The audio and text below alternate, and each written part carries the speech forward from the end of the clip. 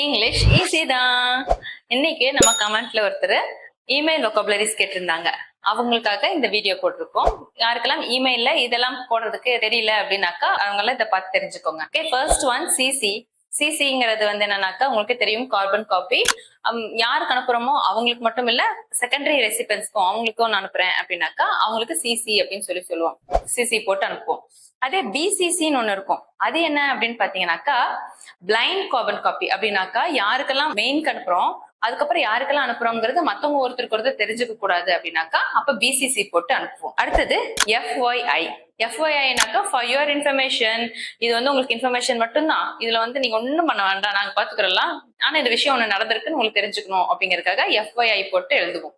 அடுத்தது ஏஎஸ்ஏபி. உங்களுக்கே தெரியும், அது as soon as possible, எவ்வளவு சீக்கிரமா உங்களால முடியுமோ, அர்ஜென்ட்டா இருக்குது அப்படின்னு சொல்லிட்டு நீங்க கேட்கறது ஒரு விஷயத்த கேட்டீங்கன்னாக்கா ஏஎஸ்ஏபி போட்டு அனுப்பலாம். அடுத்தது இஓடி போடுவாங்க சில சமயம். அது எதுக்காக அப்படின்னாக்கா எண்ட் ஆஃப் டே, இந்த அன்னைக்குள்ளார அப்படின்னு சொல்லி அந்த நாள் முடிகிற அப்படி அந்த அர்த்தத்துல நம்ம சொல்றோம் இஓடி போட்டு பண்ணுவோம். அடுத்தது இடிஏ அப்படின்னாக்கா எஸ்டிமேட்டட் டைம் அரைவல். எப்ப வரும் அப்படிங்கறது ஒரு எஸ்டிமேட் பண்ணி சொல்றப்போ இடிஏ போட்டு சொல்லுவோம்.